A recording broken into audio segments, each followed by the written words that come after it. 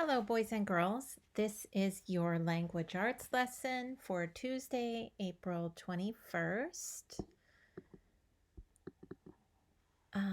This morning, we're going to take a special look at the amazing word hoard. So, boys and girls, if you hoard something, you collect it and store it away. Often people hoard food or money. So here's an example of a sentence with the word hoard. My brother likes to hoard candy in his room. My dog hoards bones in his doghouse.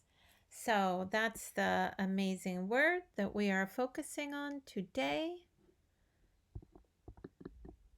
And next up, we're going to look at our phonics, and we've got some words here to focus on.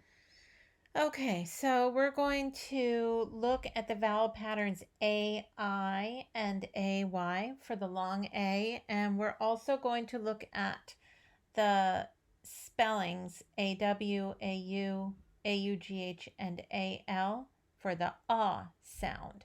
So let's take a look at some of these words. Here we've got the A-U, launch, shawl, caught, always, jaywalk, saucy, slaughter, rainfall, and beanstalk.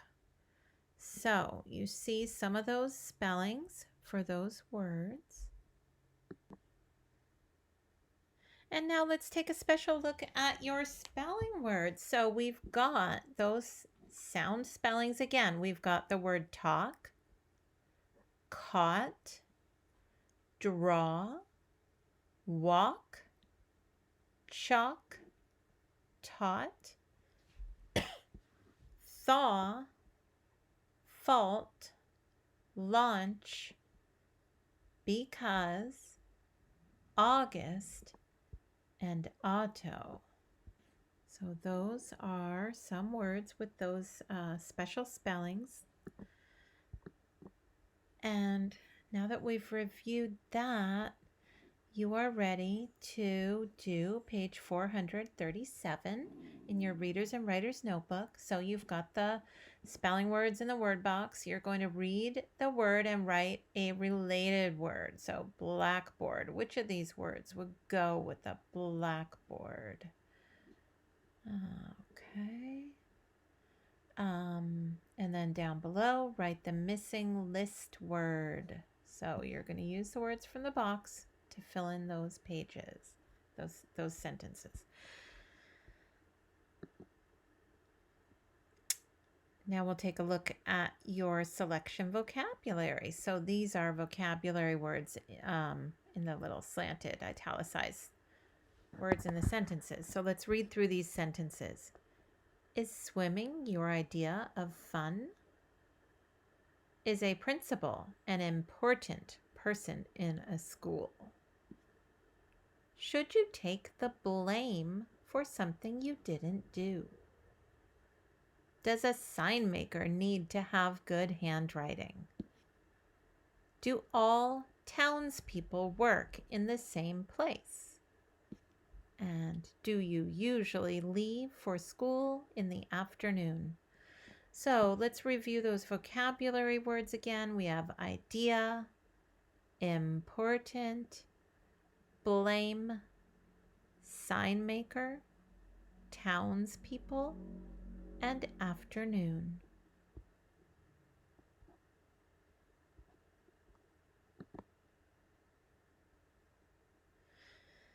Now we're going to take a special look at suffixes.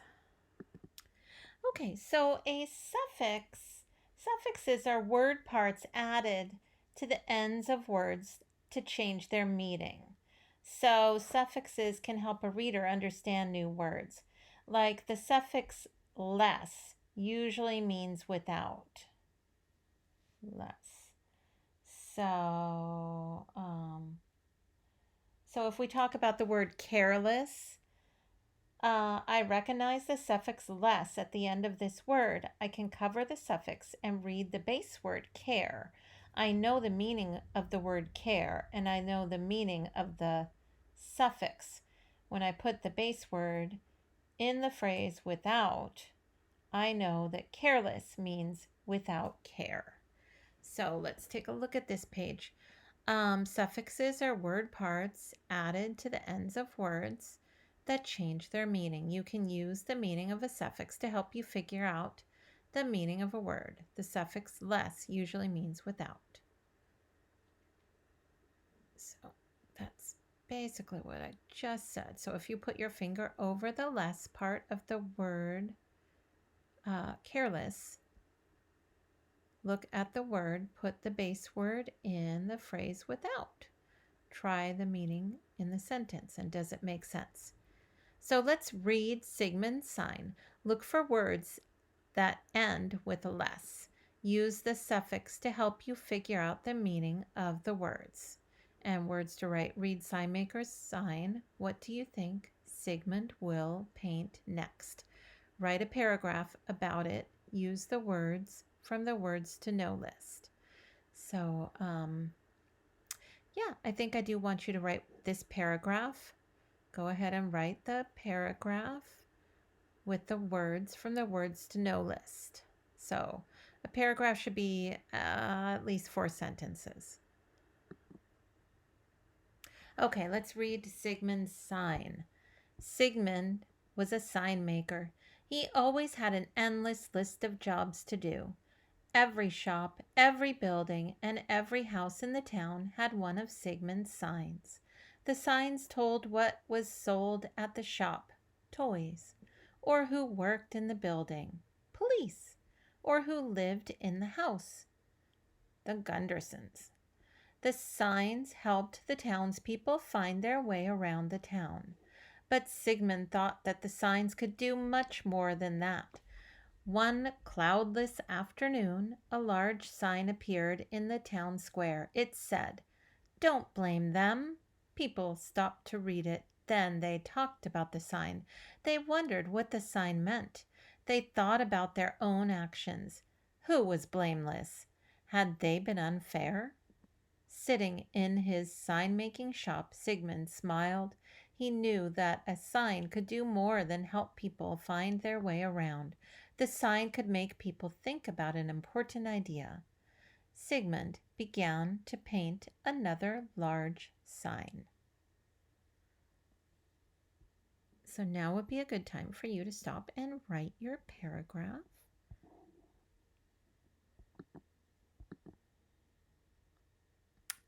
Next, you'll work on page 438 in your Reader's and Writer's Notebook. You're going to read the sentence, then write the correct word in the blank. Write the meaning of the word you chose on the line below.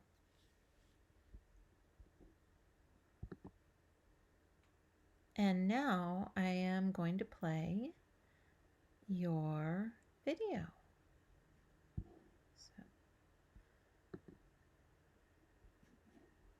let's see. There we go.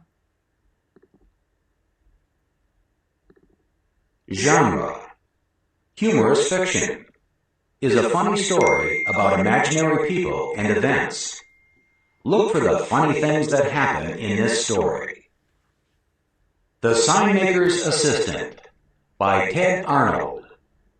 Question of the week: how can we be responsible when we make a mistake?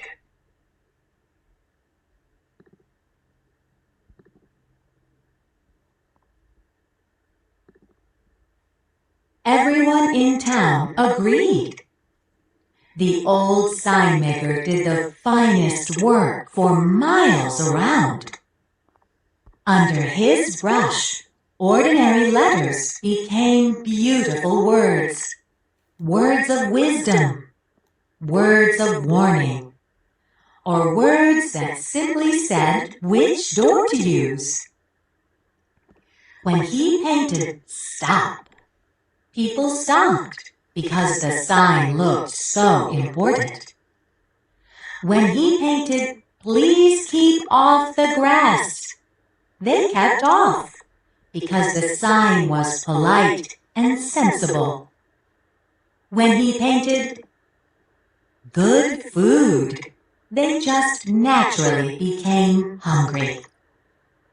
People thanked the sign maker and paid him well. But the kind old man never failed to say, "I couldn't have done it without Norman's help."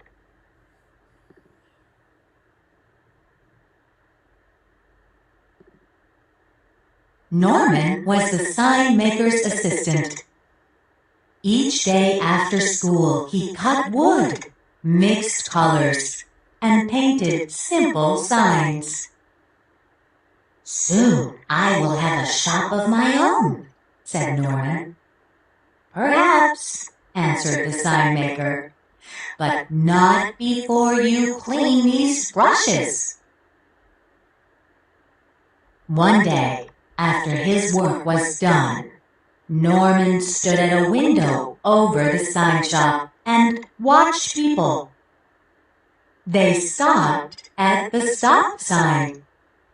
They entered at the enter sign. They ate under the good food sign. "They do whatever the signs say," said Norman to himself. "I wonder." He crept into the shop while the sign maker napped. With brush and board, he painted a sign of his own. Early the next morning, he put up the sign, then ran back to his window to watch. "No school," muttered the principal. "How could I forget such a thing?" "No one informed me," said the teacher. "Hooray!" cheered the children, and everyone went home.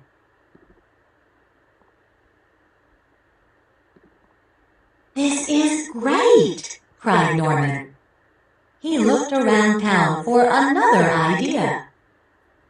"Oh," he said at last, "there's something I have always wanted to do."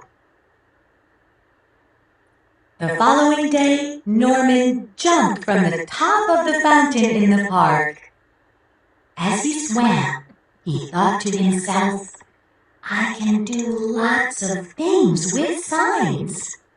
Ideas filled his head. That afternoon, when Norman went to work, the sign maker said, "I must drive to the next town and paint a large sign on the storefront.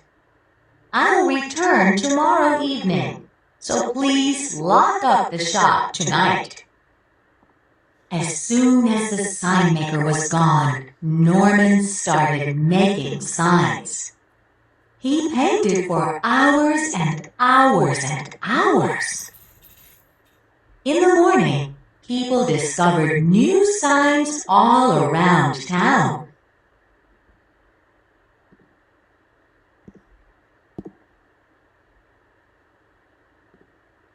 Norman watched it all and laughed until tears came to his eyes. But soon he saw people becoming angry.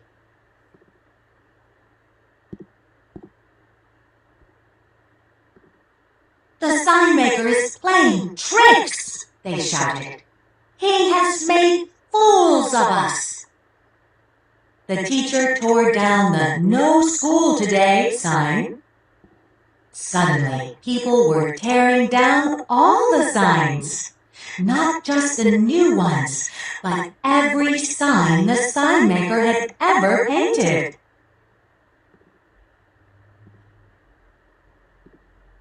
Then the real trouble started.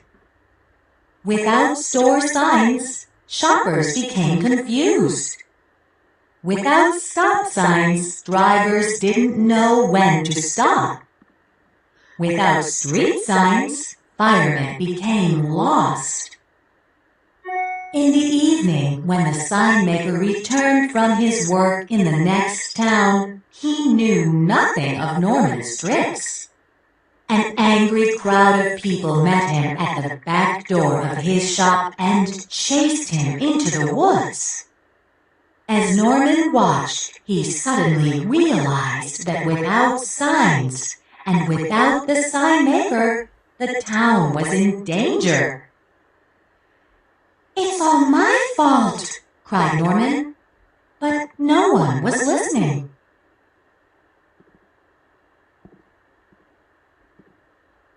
Late that night, the sign maker returned and saw a light on in his shop.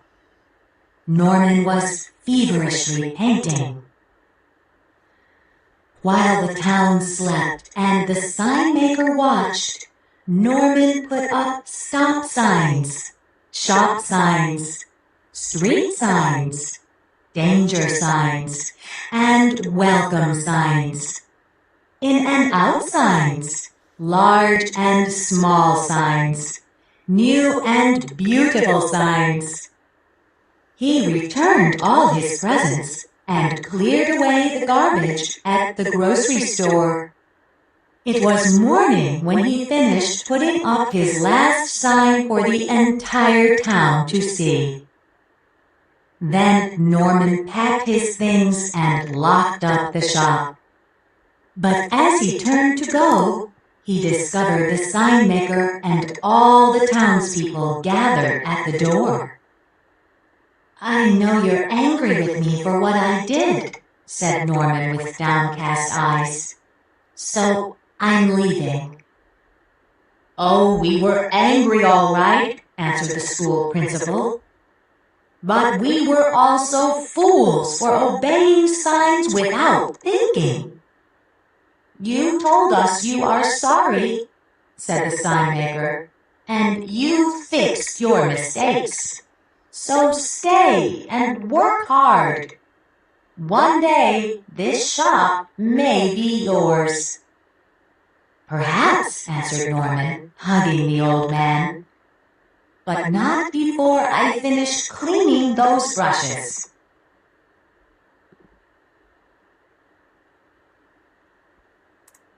So that's your story of the week, and here are some critical thinking questions.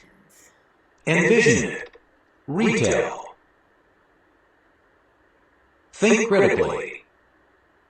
1.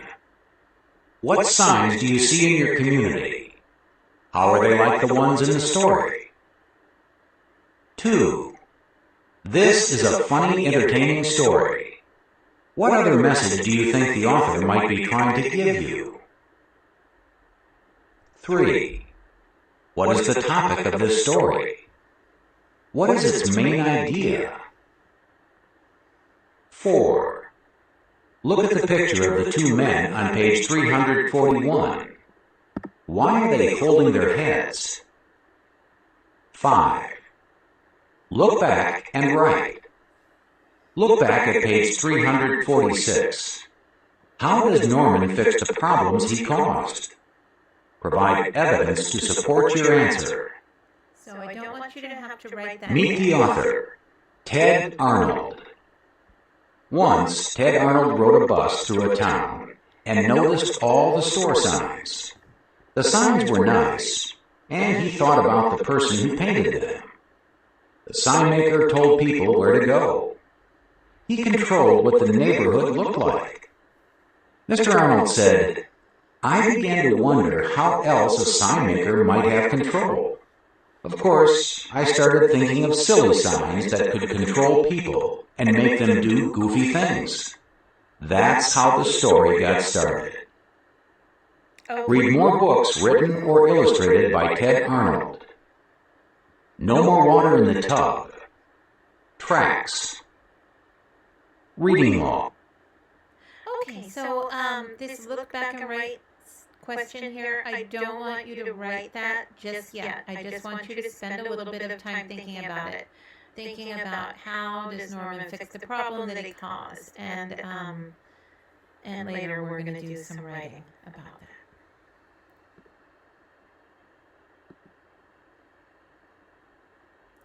Okay, and now you are ready to work on the contractions in your Readers and Writers Notebook on page 439. And remember, contractions are Well, a contraction is a short way to put together two words. An apostrophe takes the place of one or more letters. Contractions can be formed by putting together a pronoun and another word, such as will, are, or is. I will get some flowers. I'll get some flowers. Many contractions are formed with verbs and the word not. Otto did not read the sign. Otto didn't read the sign. So you're going to replace the underlined word with the contraction from the box. So let's read these words. He'll, he's, aren't, shouldn't, and I'm. So you're going to read these and fill the word in the right spot, and that will conclude your work for today. So I will see you all at the Zoom meeting today. Okay? Bye, guys.